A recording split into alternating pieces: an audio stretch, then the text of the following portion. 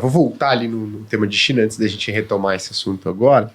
Mas por quê? Porque uma grande preocupação é o seguinte, a China é o principal parceiro comercial do Brasil hoje. A gente vai olhar lá na nossa pauta de exportação, tá lá, a maior parte é Estados Unidos e China, mas China ali com destaque, ainda ganhou mais destaque nos últimos anos.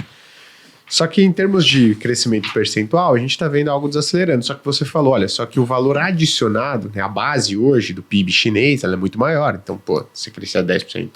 20 anos atrás era 250 bilhões de dólares. Você estava jogando de demanda adicional na economia global. Hoje, 4% em cima de 20 tri, 800 bilhões de dólares. Então, só para fechar esse ponto de China, essa desaceleração em termos percentuais do crescimento da China não é uma preocupação para a economia? Você não vê como grande preocupação para a economia brasileira? Ou seja, a economia brasileira não deve ser fortemente impactada por essa desaceleração da economia chinesa? Então, não. Por que não? Né? Eu vou até fazer uma inconfidência aqui. Quando eu estava, você generosamente mencionou na sua apresentação, que eu fui secretário de Comércio Exterior e de temas internacionais do Ministério da Economia. Então cabia a mim, por exemplo, fazer interlocução com o representante do Brasil no Fundo Monetário Internacional, no Banco Mundial, esse tipo de coisa.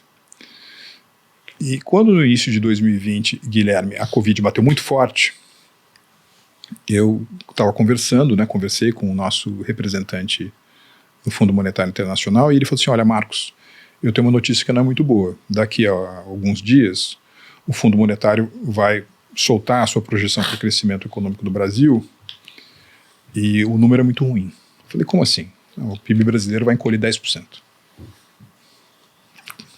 Bom, 10%? Não está exagerado esse número? E aí ele diz o seguinte, porque o relatório do Fundo Monetário mostra aqui que você tem o lockdown, então as pessoas não vão poder sair de casa, machuca a atividade manufatureira, por exemplo. As lojas não vão poder abrir, o comércio não vai poder abrir, então você feriu gravemente o setor de serviços.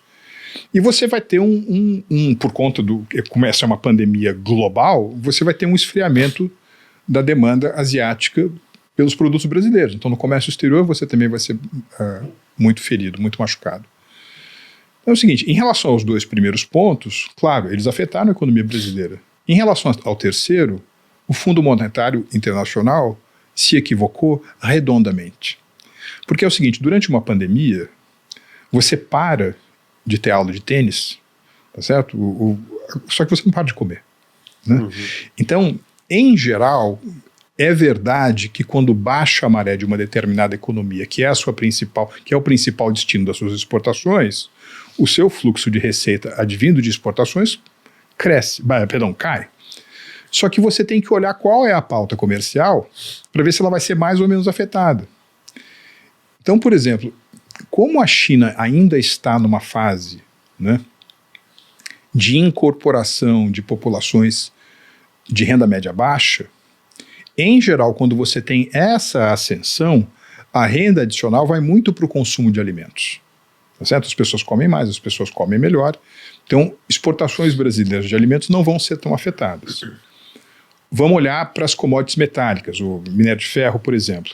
Se tem uma área em que o governo chinês, por exemplo, pode intervir para fomentar a demanda, para não deixar muito a peteca cair, é na área de construção.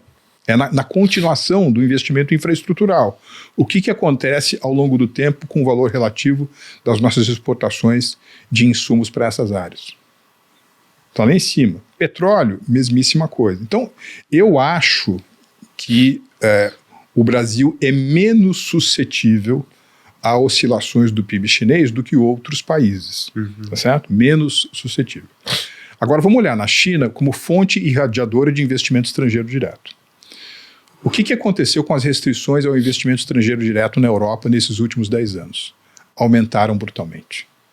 O que aconteceu nos Estados Unidos e no Canadá do ponto de vista de restrições ao investimento chinês nesses últimos 10 anos?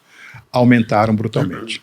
O mesmo aconteceu no Brasil? Não. Então, quando o investidor chinês ele está olhando para o mapa mundi, ele diz o seguinte, vou para a Europa. Tem barreiras de entrada importantes. Eu vou para os Estados Unidos ou para o Canadá. tem barreiras de entrada importantes. Eu vou para o Japão. Bom, tem uma rusga histórica com o Japão, tá certo? O Japão, aliás, faz parte do tal do Quad, que é uma aliança estratégica anti-China. Eu vou para a Índia.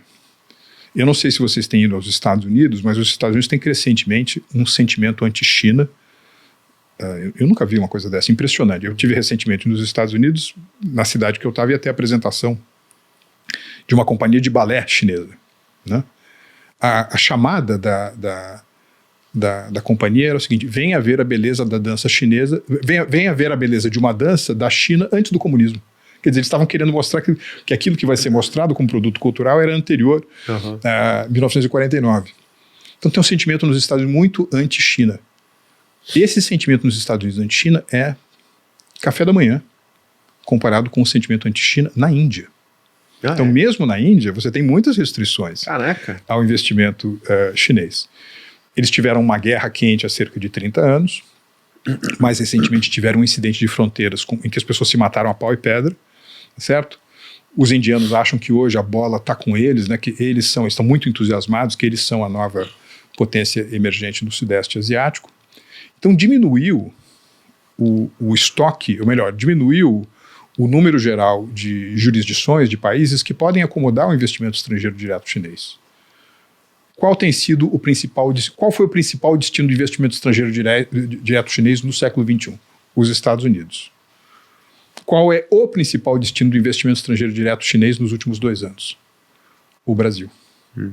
Sabe? Então, às vezes, você pode ter o fenômeno curioso de uma diminuição do estoque total do fluxo de investimento chinês no mundo e, curiosamente, o aumento relativo do investimento chinês no Brasil, porque diminuiu a possibilidade de destino para o chinês. Caraca, muito bacana.